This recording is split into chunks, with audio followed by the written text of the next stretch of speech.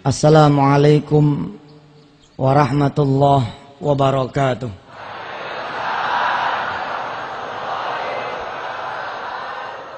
Allahumma salli wa sallim wa barik ala sayyidina Muhammadin wa ala alihi walhamdulillahi rabbil alamin. Bapak, Ibu, dan adik-adik yang dimuliakan Allah, pada satu subuh Rasulullah sallallahu alaihi wasallam memanggil Imam Ali. Rupanya Rasulullah saat itu merasa kedinginan yang sangat.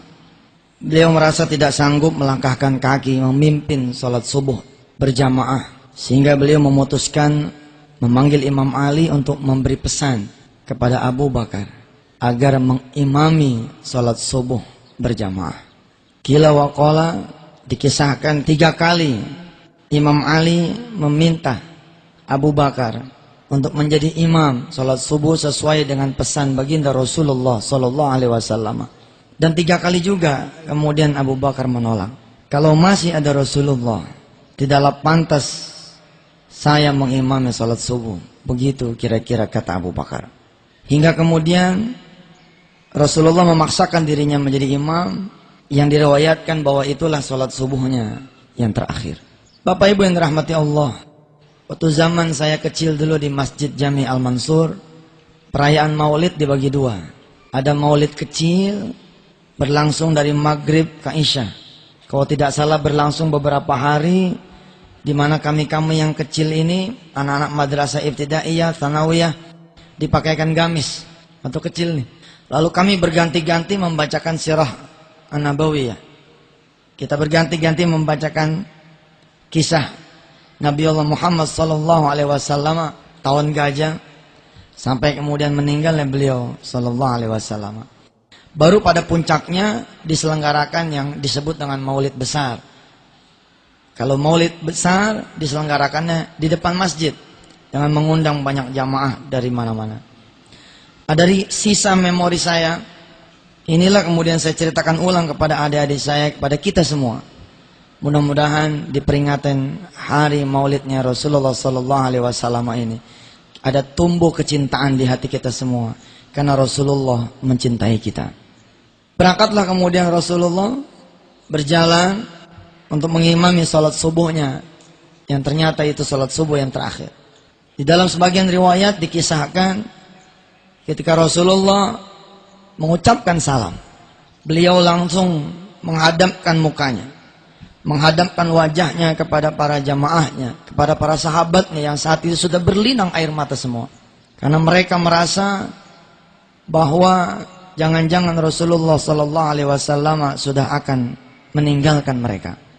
Begitu selesai salam, Rasulullah langsung menghadapkan wajahnya kepada para sahabatnya dan membacakan ayat terakhir surah Al-Kahfi, surah ke-18 ayat 110. A'udzu billahi minasyaitonir rajim. Qul innama ana basyarum mithlukum yuha ilayya annama ilahukum ilahu wahid faman kana yarju liqa'a rabbih falyamal amalan salihan wala yusyrik bi'ibadati rabbih ahada. Para sahabat yang mendengar ayat ini dan mengerti paham isi ayat ini makin menangis.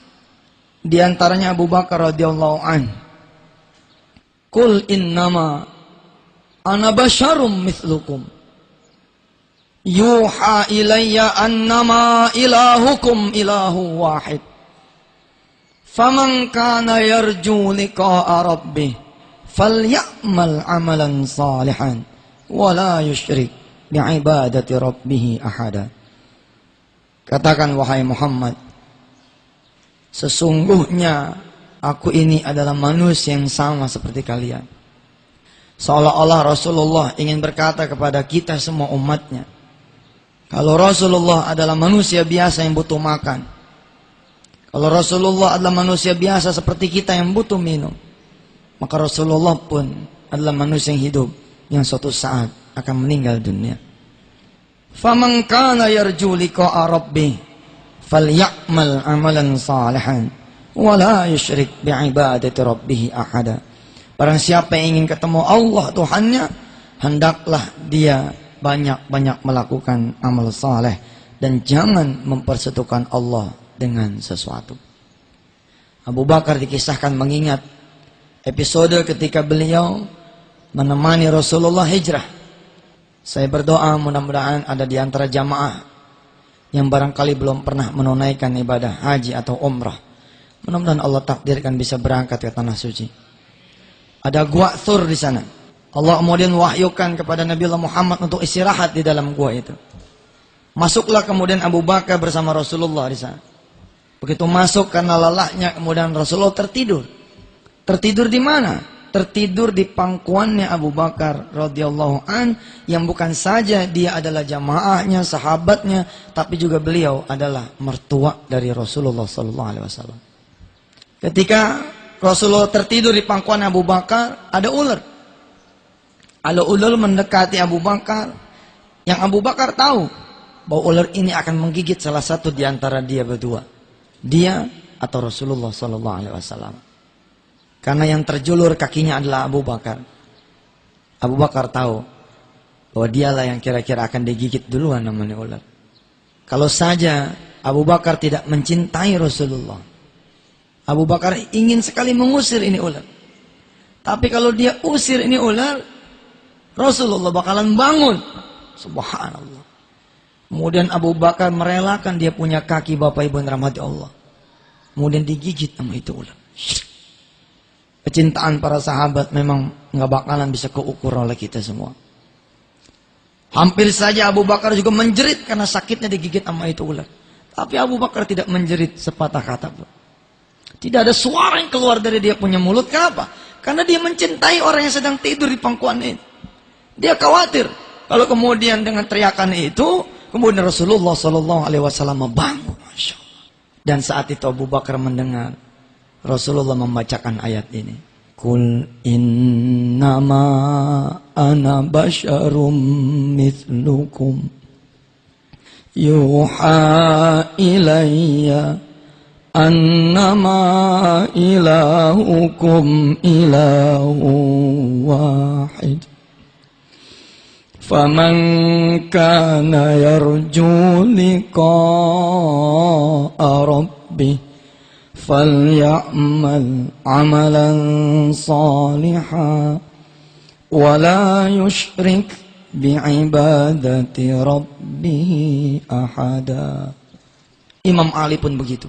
Imam Ali mengingat episode-episode di mana Rasulullah SAW dia temani dari kamarnya untuk kemudian berdiri menjadi imam salat subuh.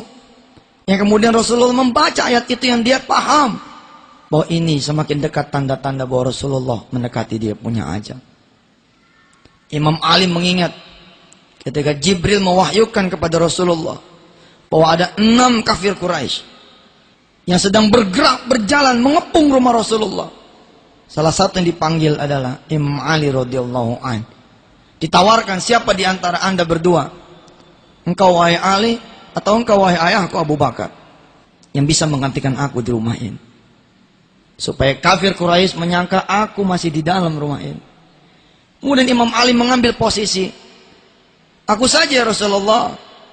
Kemudian Imam Ali menempati posisi tidurnya Rasulullah. Dan kemudian Rasulullah pergi berangkat. Sayang, saat itu sudah tiba dahulu 6 kafir Quraisy yang sudah kira-kira sejarak lagi sampai ke pintu rumahnya Rasulullah.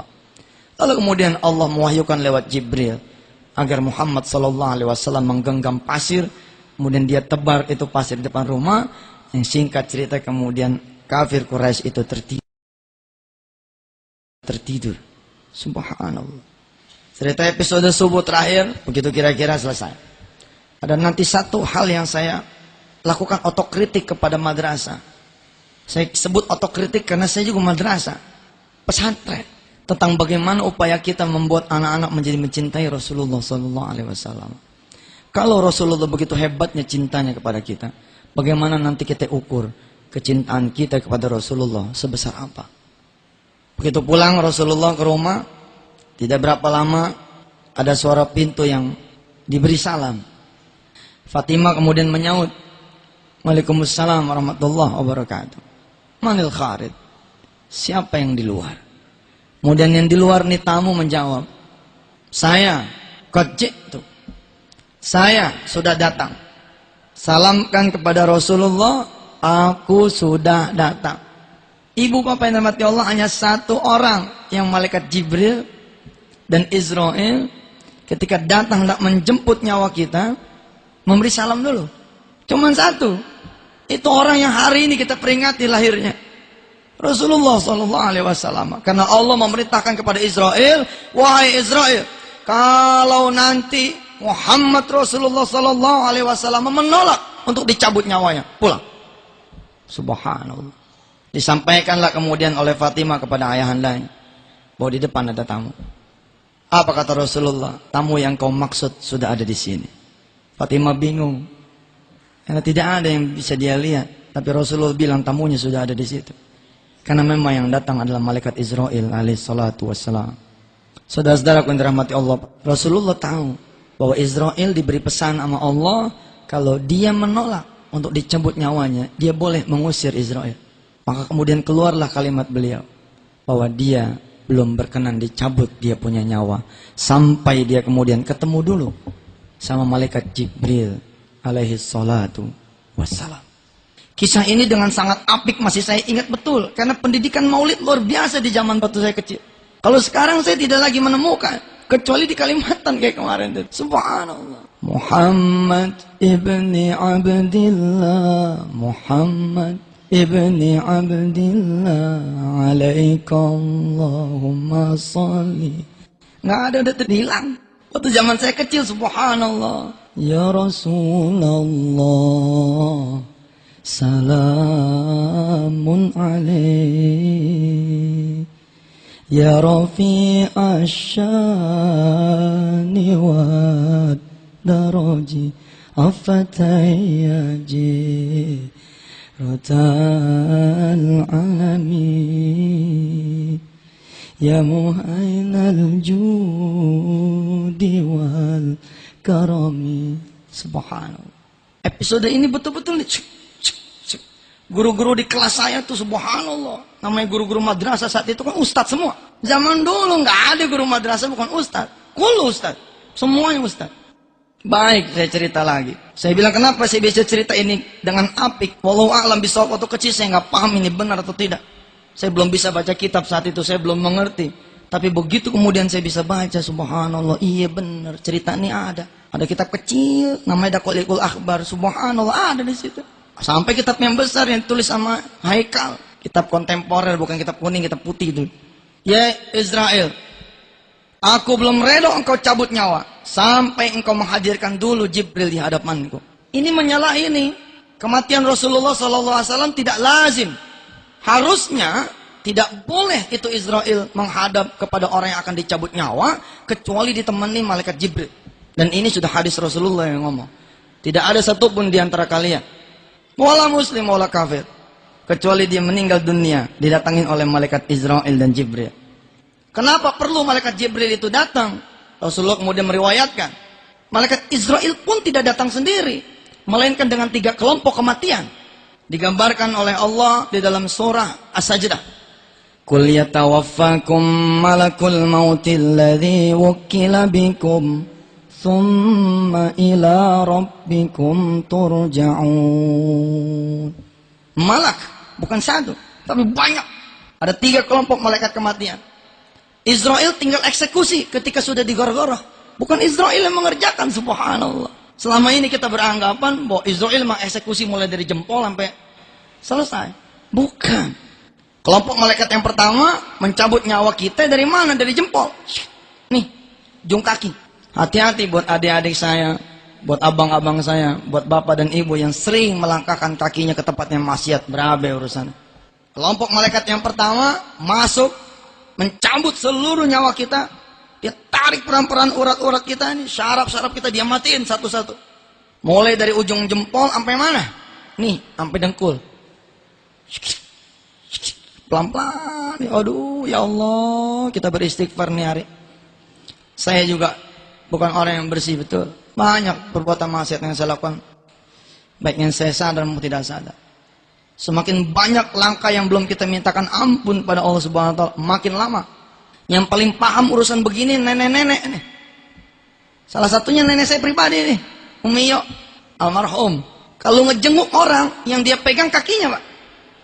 Kalau kakinya dingin, pahanya hangat, apa dia bilang? Panggilin, kumpulin. Kumpulin. Mulai-mulai ditelkin, mulai-mulai. Bembeng, ini barangkali sudah waktunya. Gitu, Pak. Ini luar biasa itu nenek-nenek zaman dulu, itu luar biasa itu. Saya baru paham sekarang-sekarang ini gitu. Dia pegang kaki dua dingin, paha kanan kiri hangat. Udah, dikit lagi katanya. Subhanallah. Dikit lagi bisa tahu gitu. Dari mana dia taunya? Min ayatil maut, dari tanda-tanda maut, dan emang itu ada. Selesai mencabut nyawa, tugas dari malaikat kematian yang pertama, masuk kemudian malaikat yang kedua. Mencabut nyawa dari mana ke mana? Dari dengkul sampai kemana? Ada yang bilang pinggang, ada yang bilang pusar. Selesai dari pusar sampai mana? Sampai ke sini nih, tenggorokan ya. Kalau dalam bahasa kitabnya disebut gar-garah. Nah di sini ini baru kemudian Israel sama Jibril maju, dia itu berdua. Jibril sama Israel datang dia berdua. Lalu kemudian Israel mempersilahkan malaikat Jibril maju dulu. Untuk ngapain? Kata Sayyidina Rasulullah SAW. Kalau yang didatangin ini adalah suami yang menyayangi istrinya, memberi rizki dengan jalan halal, taat dia beribadah, sholatnya ada, senang dia minta ampun. Kalau yang dia datangi, kata Rasulullah, adalah seorang anak yang taat pada orang tuanya, mahabbah dia sama gurunya, dia jaga dia punya sholatnya, dia keluarkan zakatnya, dia cari jalan-jalan rizki yang halal di sisinya. Kalau yang dia datangi adalah seorang istri yang menjaga aib suaminya, menjaga kehormatan suaminya. Pokoknya kata Rasulullah, kalau yang didatangi ini adalah orang yang soleh, maka Jibril akan mendatangi si fulan yang mau meninggal dunia ini. Dari mana? Dari sisi kanan. Kemudian Jibril mengepakkan sayap yang kanan, kemudian tampaklah surga yang bertingkat-tingkat di sana. Dia kepakin sayapnya, lalu dia bilang, "Hadza manzilatuk ya fulan." Ini tempatmu nanti di surga. Fi jannatin na'im. Di surganya Allah yang penuh dengan kenikmatan. Saking senangnya kata Rasulullah nih orang atas gambaran surga yang bertingkat-tingkat, nih orang nggak bisa ngomong apa-apa, nggak bisa ingat sama siapa-siapa, dan kemudian memutih dia punya wajah, bersinar dia punya wajah, saking senangnya. Subhanallah. Sebaliknya, kalau yang didatangi adalah orang-orang yang durhaka, senang ninggalin sholat, senang bohong, senang judi, senang main perempuan, belum tuh tobat sebelum dia mati. Maka Jibril akan mendatangi dia dari sisi yang sebelah kiri, lalu dia kepakkan sebelah kiri dia punya sayap dan mengatakan kepada si fulan, "Hadza manzilatu fi nari jahannam wa bi'sal masir." Bedanya Rasulullah nggak datang Jibril. Kemana itu Jibril? Pertanyaan begitu. Kemana Jibril? Kok dia nggak datang? Oh jelas, karena Rasulullah maksum. Ngapain lagi dikepakin sayapnya? Udah jelas dia mau di sorga. Beda sama kita orang.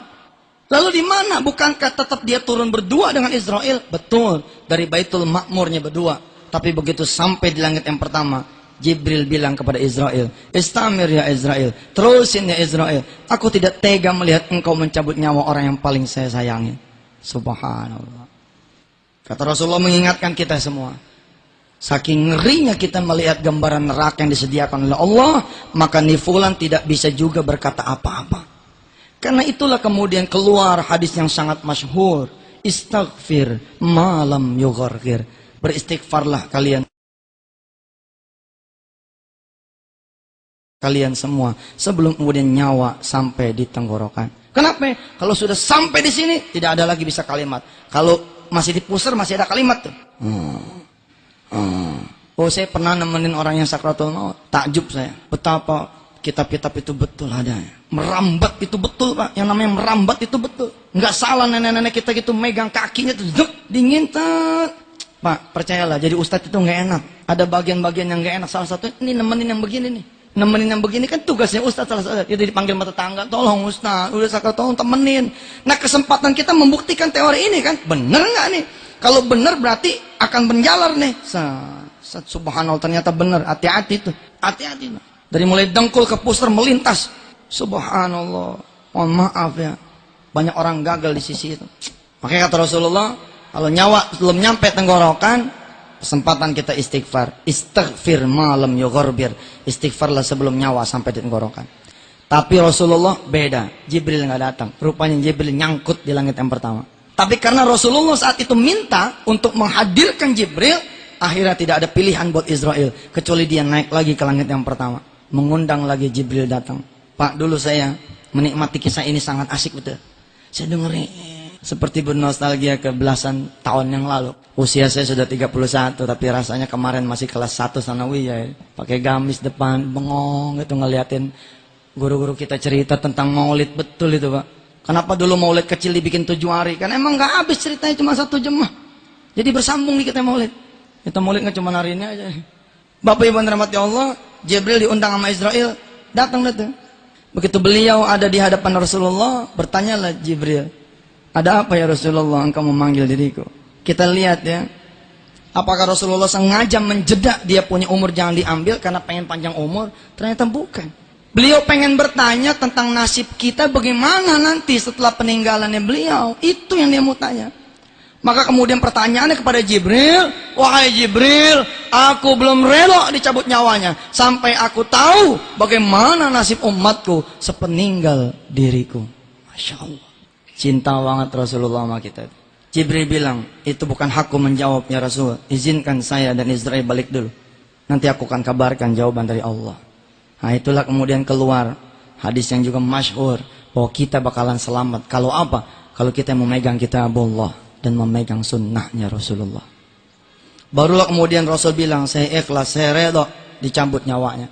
Kemudian Rasulullah balik kanan, mulailah kemudian Israel bekerja. Israel langsung, bukan diwakili sama yang lain. Luar biasa. Allahumma shalli alaih. Ketika kemudian Israel bekerja, ada yang luar biasa Pak. Begitu Israel mulai bekerja mencabut nyawanya Rasulullah nih, Jibril memalingkan mukanya. Begitu tuh, maling kanan. Udah jangan dipikirin bener enggaknya, udah telan aja dah. Dulu saya begitu ngajinya udah terima aja lah. Jangan dipikirin bener enggaknya. Pikirin hikmahnya aja. Repot saya kalau ceramah nih. Bener enggak sih itu? Iya sebab yang begini nih susah kita buktiin nih. Orang ini mengaji namanya juga. Jibril nengok ke kanan, ditanya sama Israel, kenapa engkau Jibril memalingkan mukamu? Apa kata Jibril? Terusin aja udah. Terusin saja udah. Saya tidak sanggup melihat engkau mencabut nyawa orang yang paling aku cintai, kata Jibril. 2 kali itu meretain. Jibril mengucapkan itu. Nggak sanggup dia. Karena Rasulullah bilang, seukuranku saja dicabut nyawa itu kalau tidak ada redha Allah akan lebih sakit daripada disabet dengan 1000 pedang yang paling tajam di dunia. Tapi dengan redha Allah, Rasulullah tidak merasakan sakit apapun. Dan Bapak Ibu tahu, pasti tahu, sebab ini masyhur sekali. Anak-anak saya, adik-adik saya pun tahu, masyhur sekali ini cerita. Ketika kemudian Israel mencabut nyawa Rasulullah dari ujung kaki, apa yang dia sebut? Ummati, ummati, ummati, umatku, umatku, umatku. Rasul tidak menyebut Imam Ali, Rasul tidak menyebut Khadijatul Kubra, Rasul tidak menyebut Aisyah, Rasul tidak menyebut Abu Bakar, Rasul tidak menyebut ayahandanya almarhum Abdullah, Rasul tidak menyebut ibunya almarhumah Aminah, Rasulullah tidak menyebut pengasuhnya Halimatus Sa'diyah. Yang beliau sebut kita umatnya. Ummati, ummati, ummati. KF, kakak saya, dia menemani saat-saat di mana nenek saya almarhumah meninggal dunia. Ada 1-2 nama yang disebut karena cintanya. Saya nggak disebut Pak, karena kita bandel nyaman dulu nih. Nggak disebut, tapi ada yang disebut. Subhanallah. Di kamar tempat saya lahir, nenek saya meninggal dunia. Beliau nungguin. Ketika ada yang kurang, apa kata beliau? Malam Jumat depan aja kalau gitu meninggalnya. Bisa begitu Pak. Wallah ini saya bener cerita ini. Kalau saya bohong berarti dia yang bohong tuh. Karena saya diceritakan dari beliau-beliau. Malam Jumat besok aja katanya. Udah dijemput sama kumpi. Udah jemput sama kumpi tapi barangkali karena belum lengkap. Apa beliau bilang? Nanti saja malam Jumat besok. Subhanallah. Emang nenek saya almarhum ini luar biasa. Putrinya Guru Mansur langsung. Kalau saya bukan cucu, tapi buyut. Udah jauh nih. Beliau pernah satu malam manggil saya. Man, cariin Umi obat yang bisa bikin Umi enggak tidur. Gitu. Kalau kita kan nyari obat tidur. Beliau bilang, cariin Umi obat yang bisa bikin Umi enggak tidur. Saya tanya, kenapa Umi? Umi mah sebel kalau banyak tidur. Enggak bisa tahajud. Subhanallah. Kita nyari obat tidur, Pak. Mulailah Israel bekerja. Tarik sama beliau urat-urat saraf Rasulullah, ruhnya Rasulullah sampai ke dengkul. Kalimatnya masih ummati, ummati, ummati, umatku, umatku, umatku. Kalau saya Yusuf Mansur adalah bahagian dari umatnya Rasul dan mengaku umatnya Rasul, maka seolah-olah Rasulullah menyebut saya Yusuf, Yusuf, Yusuf. Oh betul ini, seolah-olah mau bicara kepada kita, bagaimana lo nanti, bagaimana lo nanti, bagaimana lo nanti. Subhanallah, Pak. Begitu nyawa Rasulullah udah didengkul, merambat sampai ke pusar, merambat sampai ke pinggang, kalimatnya berubah.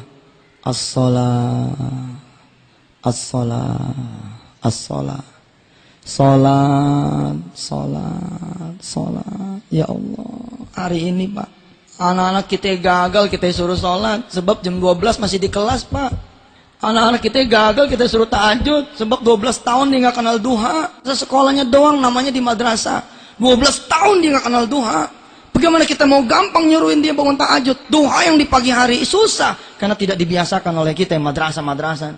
Saya keliling, nggak semua madrasah itu mewajibkan anak-anaknya duha. Siapa yang dosa coba? Kita nih. Anak kita yang madrasah ibtidaiyah 6 tahun, SMP 3 tahun, SMA 3 tahun, masuknya jam 7, jalan setengah 7, jam 9 emang keluar, tapi bukan buat duha, buat jajan. Jam 12 dia masih di kelas. Allah manggil. Allahu Akbar, Allahu Akbar.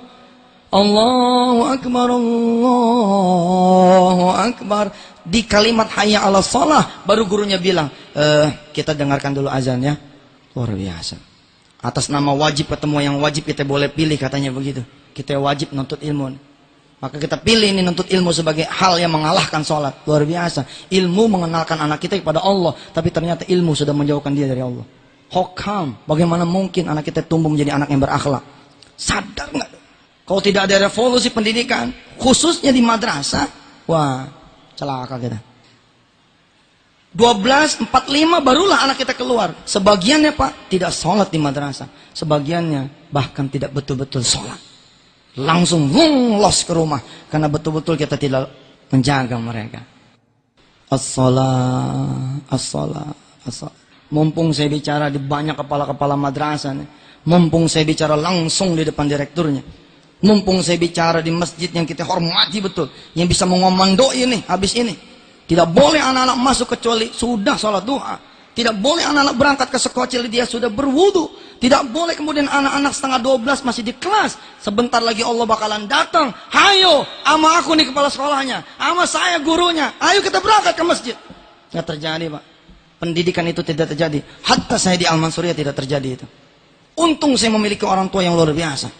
Miring dikit, geser. Miring dikit, geser. Miring dikit, geser. Jam 5 udah diteriakin. Mandi, mandi, maghrib. Mandi, mandi, maghrib. Celaka Pak kalau saya nggak ketemu orang tua yang model begini. Sengkilang gitu kalau kata orang Betawi, sekilang. Kita di madrasah. Bagaimana nih kalau ceritanya sekolah di SMA? Bagaimana nih kalau ceritanya kita sekolah anak kita tuh di SMP? Mati kita punya anak. 12 tahun dia terbiasa sholat tidak tepat waktu. Bagaimana mungkin dia kemudian tumbuh menjadi orang-orang yang bisa sholat tepat waktu? Umur kayak yang depan begini aja nih, maaf nih orang-orang tua saya. Makin ke belakang nih, makin sering kita memberi perintah kepada Allah. Kita sering memberi perintah kepada Allah sampai umur kita kayak begini. Perintah apa coba? Perintah tunggu. Hayya 'alas shalah.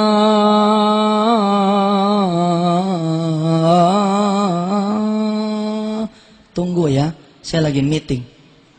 Tunggu ya, saya lagi belanja. Tunggu ya, saya lagi dagang. Tunggu ya, saya lagi nyetir. Tunggu ya, saya lagi naik motor. Tunggu ya, saya lagi berburu pekerjaan. Tunggu ya, saya lagi kenalan sama orang. Tunggu ya, saya lagi makan. Tunggu ya, termasuk saya lagi belajar. Tunggu, termasuk saya lagi ngajar. Subhanallah. Saya bangga mengatakan kepada saudara-saudara saya bangga mengatakan kepada jamaah saya, wala riya'an wala sum'ah, keberhasilan saya membayar hutang saya karena ngebenerin sholat.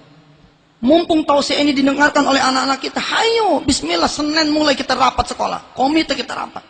Kita geser nih masuk sekolah, jangan jam 7, tapi jam 7 kurang 15. Kenapa? Sebab mereka harus sholat duha dulu. Kita geser nih, jangan mereka keluar jam 12.45. Kita geser supaya mereka keluar jam 12 kurang 10.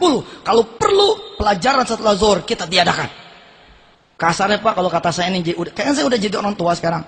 Kalau perlu anak saya nggak pintar tapi dia tahu sholat. Saya ngaminin nih kalimat orang-orang tua zaman dulu. Udahlah, yang penting sholat. Saya ngaminin bener. Utang 1 miliar itu tembus hanya dengan ngebenerin sholat. Karena mu'alim nanya sama saya, sholatnya bagaimana?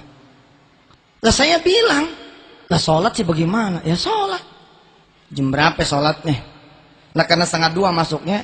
Terus saya ngomong, barusan mu'alim sholatnya. Pantas dia bilang. Nah kalau barusan kan berarti 1/4. Udah lewat tuh lohor. Pantas dia bilang. Subhanallah. Saya dikejar lagi sama beliau. Tadi sholat lohornya berapa rakaat? Nah, ditanya sholat lohornya berapa rakaat? Ya salam, anak madrasah kelas 1 gak tahu sholat lohor mah 4. Maka itu yang saya jawab. Mu'alim, sholat lohor berapa? Ya 4. Emang berapa? Apa dia bilang? Bukan, sholat lohor itu 8.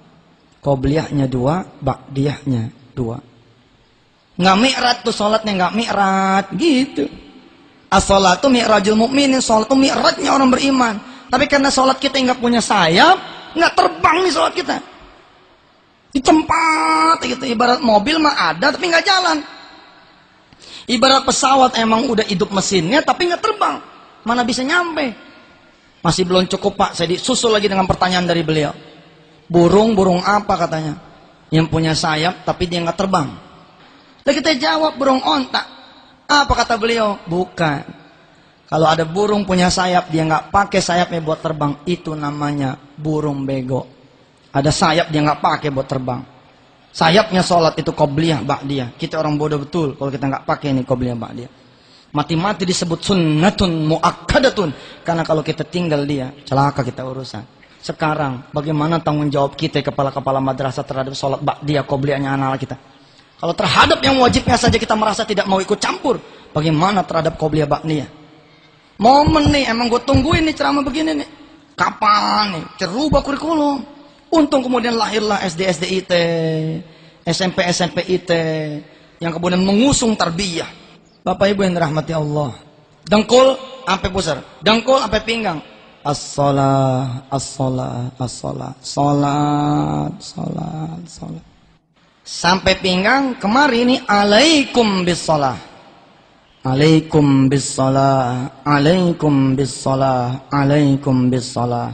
Wajib atasmu sholat, wajib atasmu sholat, wajib atasmu sholat. Pak, sampai di gor-goroh nih, mestinya dia nggak bisa ngomong.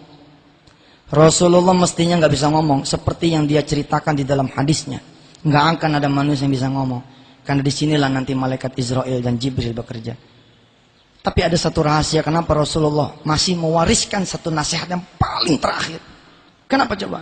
Karena ketika Israel nyampe di Gor-Goro, Israel mempersilahkan Jibril. Kata Jibril, tidak usah. Rasulullah memang maksum. Karena tidak diperlihatkan itu, Rasul masih bisa ngomong. Apa yang Rasulullah ngomong? Alaikum bis-shalah wa ma malakat aimanukum. Kewajiban atasmu sholat. Dan kewajiban sholatnya orang-orang yang ada di pundakmu. Masya Allah. Itu yang saya bilang telak betul tuh. Kalau Menteri Agama nggak ngebenain sholat dirjen-dirjennya, dirjen tidak ngebenain sholat bawa-bawaannya, kepala sekolah tidak ngebenain sholat-sholatnya anak-anak didiknya, mati kita. Sebab Rasulullah bilang, alaikum bis-shalah wa ma malakat aimanukum. Hilang kita cahayanya karena urusan sholat kita jauhin. Innama bu'ithu liutammima makarimal akhlak. Aku diutus cuman satu, kata Rasulullah, mau benerin akhlak. Pondasinya akhlak. Wababu taqarrub ilallah as-shalah. Salat kita udah berantakan. Kemudian Rasulullah menghembuskan nafas yang terakhir. Inna lillahi wa inna ilaihi raji'un.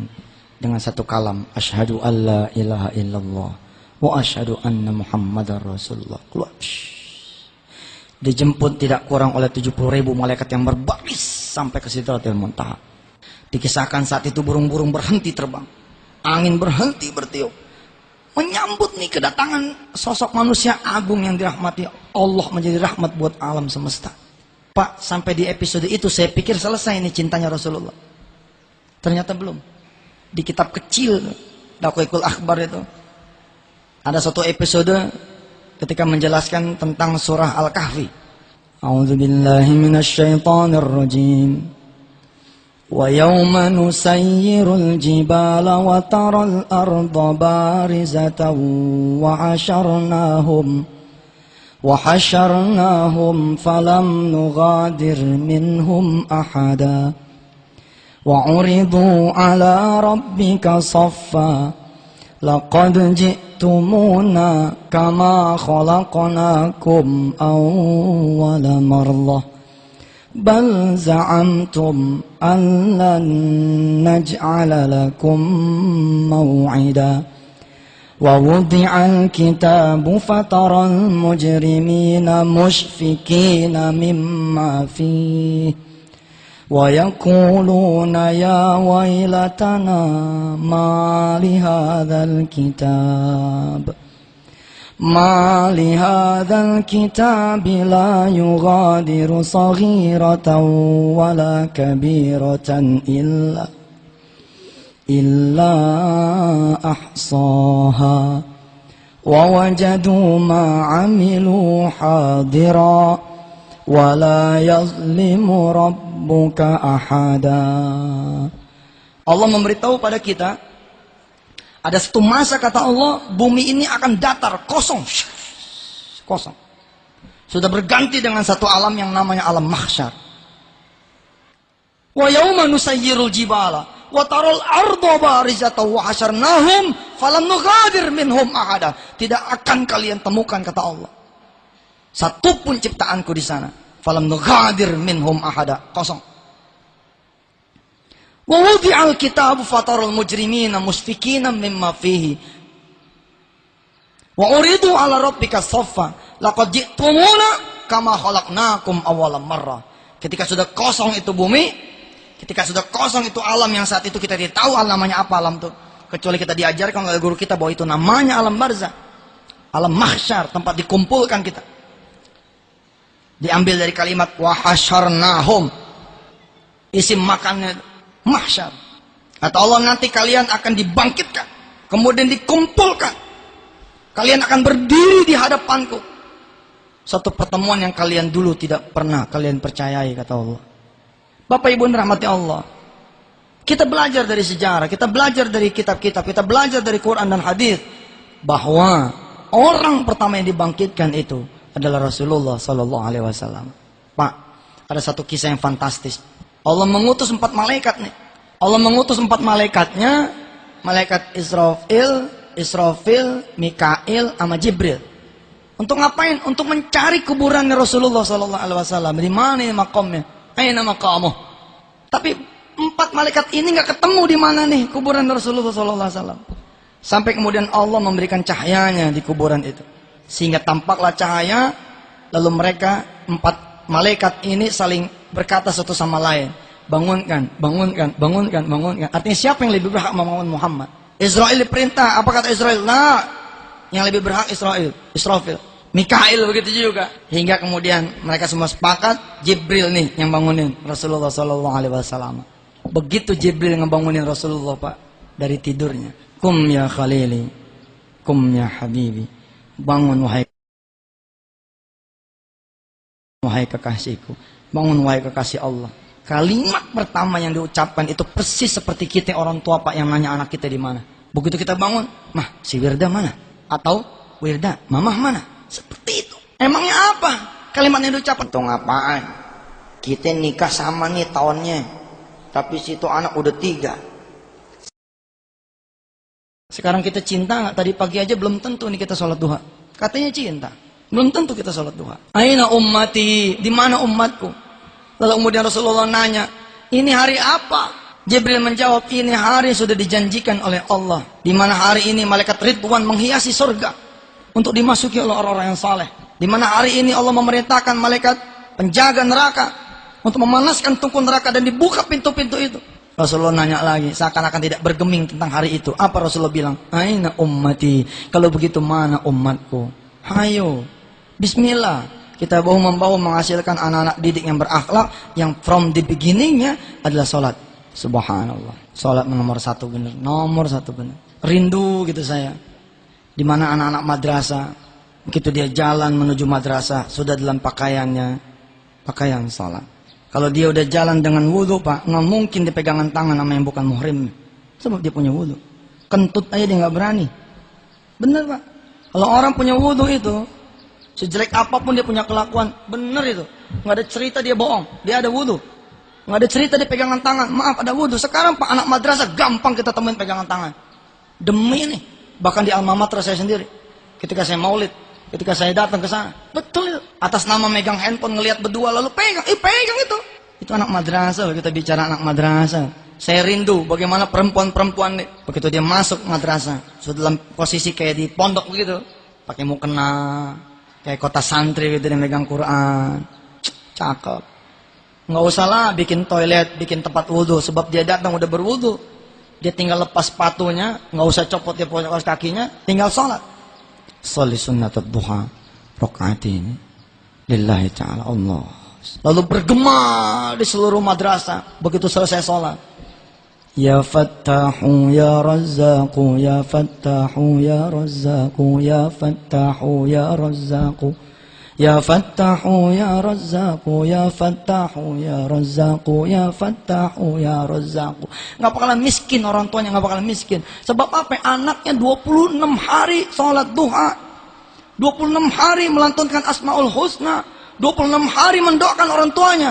Allahumma inna duha duha'u, wal baha'a baha'u, wal jamala jamalu, wal quwwata quwwatu, wal qudrata qudratu, wal ismata ismatu. Allahumma in kana rizquna fis samai fa anzilhu, wa in kana fil ardi fa akhrijhu, wa in kana mu'assaran fayassirhu, wa in kana qalilan fakaththirhu, wa in kana haraman fatahhirhu bihaqqi du'aika wa ba'ika wa jamalik wa quwwatik. Atina ma ataita ibadakas salihin. Bergema di seluruh madrasah di wilayah kita. Ya Rabb, bohong kalau masih miskin, bohong. Rasul yang bilang, irka'li arba'a raka'atin akfika akhirahu. Salat untukku 4 rakaat wahai manusia, kata Allah fi haditsil qudsi. Apa yang menjadi kebutuhanmu, aku akan cukupkan. Lalu kemudian yang berdoa bukan cuma kita, tapi seluruh anak-anak kita mendoakan kita lewat duhanya, Pak. Bohong kalau kemudian Allah tidak mencukupi kita. Sekarang bagaimana Allah mau mencukupkan rezeki buat kita? Allah udah datang, kita tinggal. Ntar nih, ini kebiasaan buruk majelis taklim yang diselenggarakan sebelum zuhur selesai. Dimana ketika sebelum zuhur bubar semua. Kalian katanya mengaji untuk mencari diriku. Sekarang aku sudah datang, kalian malah pergi meninggalkan aku. Ainal mafar, aina tadhabun. Kemana kalian pergi? Qad ji'tu, aku udah datang. Subhanallah. Dan itulah kesalahan saya jadi ustadz juga gitu. Maka harusnya saya tahan nih sampai zuhur, biarin. Kita assalamualaikum tinggal naik sholat gitu. Ini nih celaka nih. Kalau saya selesaikan sekarang, niscaya pada pulang. Mending kalau pulang langsung ke rumah, nyampe pas zuhur. Tapi kan pulang ngayap dulu. Dekat pasar baru, main pasar baru. Udah tinggal nyebrang, tek, naik blok M. Ngayap nih. Siapa yang dosa? Saya juga dosa. Dan ini memang terjadi ini. Ini terjadi. Anak kita, Pak, jangankan tahajud, duha kagak. Siapa sekarang di madrasah yang punya program mabit memperkenalkan 1 minggu sekali? Belum tentu semua madrasah begitu. Asli, belum tentu semua madrasah begitu. Ya ayyuhal muzammil, qumil laila illa qalila, nisfahu aw inqus minhu qalila, aw zid alaihi warattilil qur'ana tartila. Wahai orang-orang berselimut, kum, bangun, bangun. Illa qalila, walaupun sedikit. Nisfahu awinkus minhu qalila. Setengahnya kalau bisa, tapi nggak apa-apa dah, sedikit juga. Auzid alaih, tapi lebih baik kalian tambah. Warattilil Qur'ana tartila. Allah seperti bingung nih dengan perasa kayak gini. Ini kan Allah kayak keder nih kalau kita ngaji begini nih. Tadi katanya nggak apa-apa sedikit, tapi baiknya nambah nih, tapi gini. Betul itu. Coba aja baca tuh. Ya ayyuhal muzammil qumil laila illa qalila nisfahu, setengah kan, awin minhu qalila, atau kurangi deh. Tapi apa kata Allah? Auzid alaihi, atau tambah deh. Warattilil Qur'ana tartila. Inna sanulki alaika qawlan thaqila. Inna nashi'atal layli hiya ashaddu wat'aw wa aqwamu qila. Inna laka fin nahari sabhan tawila. Wadhkur isma rabbika watabattal ilaihi tabtila. Rabbul masyriqi wal maghribi la ilaha illahu, la ilaha illahu fattakhirhu wakila. Allah, kata Allah, sebut namaku dengan niat. Watabattal ilaihi tabtila, niat, jangan kebetulan salat malam. Alhamdulillah tat, semalam kebetulan aneh banget. Itu belum termasuk watabattal ilaihi tabtila, tapi emang kita ancam. Ya Rob, anak saya kok nggak kerja. Baik, ntar malam aku akan menghadapmu ya Allah. Itu disebut watabattal ilaihi tabtila. Kalau sudah kita bisa begitu, apa yang terjadi? Rabbul masyriqi wal maghribi la ilaha illahu fattakhidhu wakila. Allah berkenan menjadi wakil urusan kita. Hebat kan? Kita punya utang, tinggal kita ngadep sama Allah. Serahkan utang kita sama Allah, Allah atur itu. Ibu bapak punya gaji kurang, anak banyak, gampang. Sujud tengah malam. Rabbul masyriqi wal maghribi la ilaha illahu fattakhidhu wakila. Kemudian keluar wiridnya. Hasbunallah wa ni'mal wakil. Ni'mal maula wa ni'man nasir. Hasbunallah wa ni'mal wakil. Ni'mal maula wa ni'man nasir. Hasbunallah wa ni'mal wakil. Ni'mal maula wa ni'man nasir. La haula wa la quwwata illa billahil aliyil azim. Di pesantren saya dan di banyak pesantren hidup menjelang subuh, hidup. Rasanya kalau ingat begini pengen mintain orang tua ke pesantrennya udah. Bener itu, syahadu betul tengah malam kita ngimamin salat malam. Bismillahirrahmanirrahim. Alhamdulillahi rabbil alamin. Ar-Rahmanir-Rahim.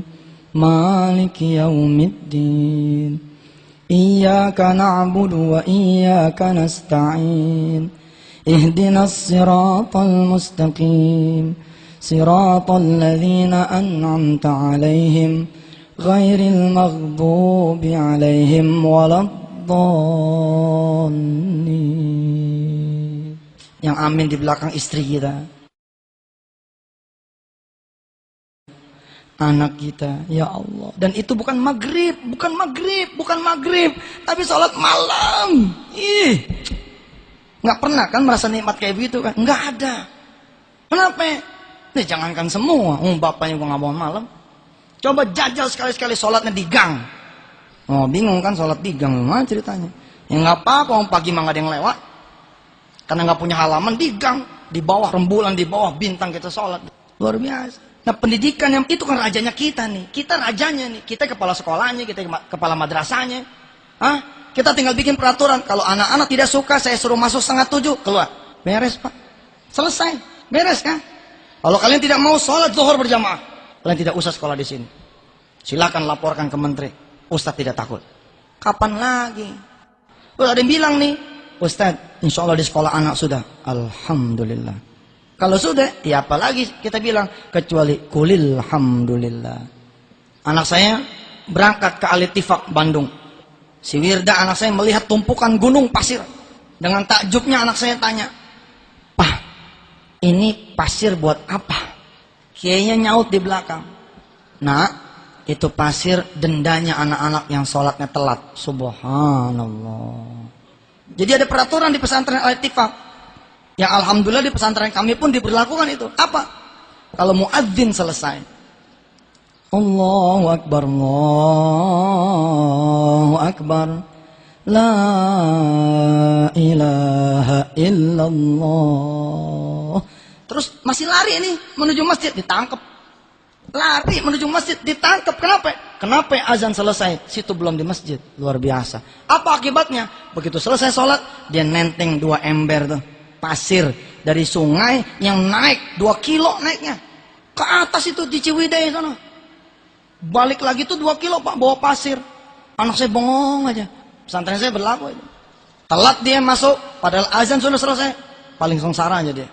Kita sekarang punya kesempatan. Sekarang murid sedang berkumpul, guru sedang berkumpul, kandepak sedang berkumpul. Kita rapat lagi bareng, kita umumkan Jakarta sekarang ini duha di pagi hari. Siapa yang duha? Ya Allah, salam anak-anak ukuran kayak begini hijau nih, sholat di duha. Ini kelas berapa nih? Paling kelas 1 dia. Ini anak pangkat depak nih, kelas 1 kelas 2. Kelas 2 ini yang sholat yang begini. Apa nggak adem Jakarta tuh? Kita lapor sama Fauzi Bowo, jangan cuma anak-anak sekolah dong, malu.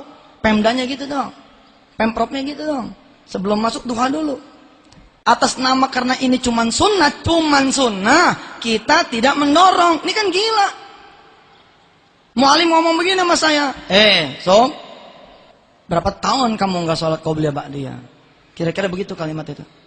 Nggak akan dianggap sholat wajib kamu kalau nggak ada sholat qobliyah ba'diyah. Ini kan di luar yang kita belajar. Dulu kan kita belajar begini Pak, kalau tidak sholat tidak apa-apa, tapi kalau sholat dapat pahala. Yang begini kita hapus. Udah jangan lah, ntar aja kalau dia udah gede baru kita kasih tahu nih.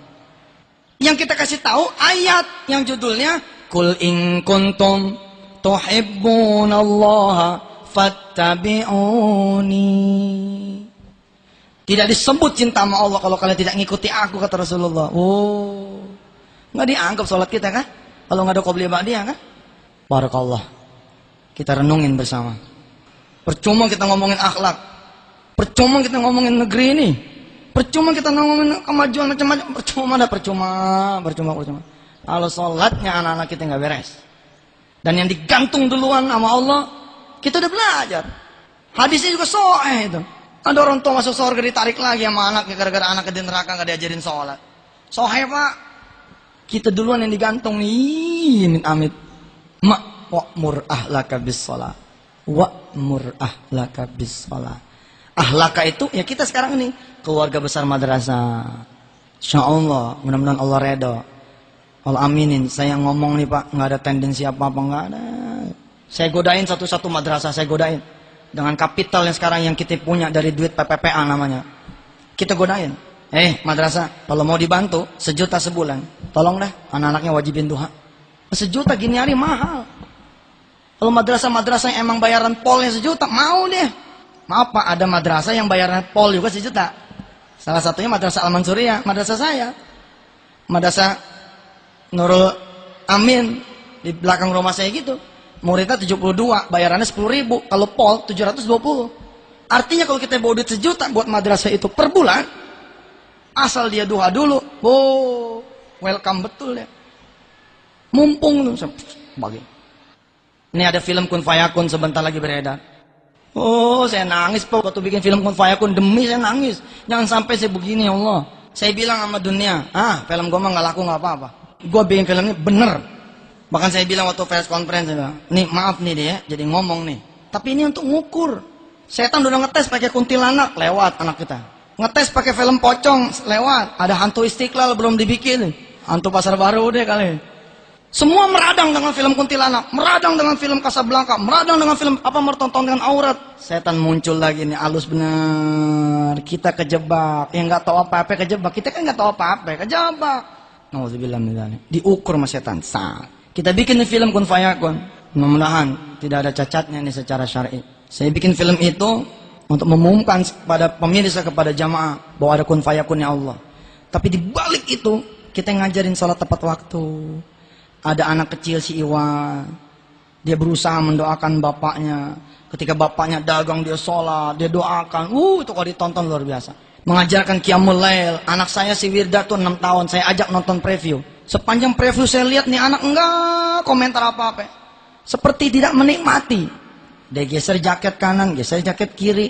Dia tarik celananya, ada anak topang dagu gini, nggak bereaksi. Tapi begitu pulang dari studio, di mobil, anak saya di belakang, saya nyetir di depan. Dia nepok pundak saya. Pak, ntar bangunin kakak ya. Kenapa kak? Mau sholat tahajud, mau doain papa. Alhamdulillah. Subhanallah. Wake up, sadar. Ayo, anak kita udah terlalu jauh. Ibu sadar kan sekarang? Kenapa anak ibu susah disuruh sholat, sadar kan? Bagaimana bisa dia disuruh sholat? Wong zohornya nggak pernah tepat waktu. Zohornya nggak pernah tepat waktu, bagaimana mungkin dia bisa gampang disuruh sholat? Mudah-mudahan saya ada waktu, kita ada waktu. Saya sangat berkenan sekali dengan gagasan pemikiran yang sudah dipercaya oleh orang tua. Bahwa kata orang tua sekarang yang muda maju, sekarang yang muda ngomong, Bismillah. Kalau perlu dipercayakan dipimpin sama anak muda, kita coba ajak nih alumni dari madrasah-madrasah balik ke madrasahnya. Semua balik ke madrasahnya. Nomor 1 bukan gedung, tapi anak-anaknya dibikin benar. Barangkali kalau orang-orang tua menjadi guru udah habis, udah payah, rezekinya sudah tidak. Tapi anak-anak alumninya ada. Saya sangat berkenan itu. Kirim ke pondok, kita training, balik lagi ke madrasahnya. Untuk kemudian membuat satu madrasah menjadi mahad gitu, menjadi pesantren.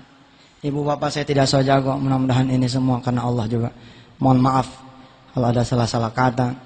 Allah yang maha tahu kebenaran. Mudah-mudahan memilihkan yang benar yang kita pakai, yang tidak benar tidak usah kita pakai. Mudah-mudahan ada yang dibawa pulang.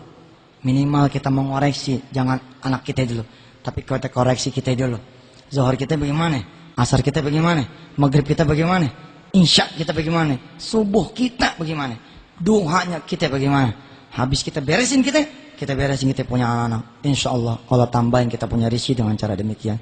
Billahi taufiq wal hidayah. Wassalamualaikum warahmatullahi wabarakatuh.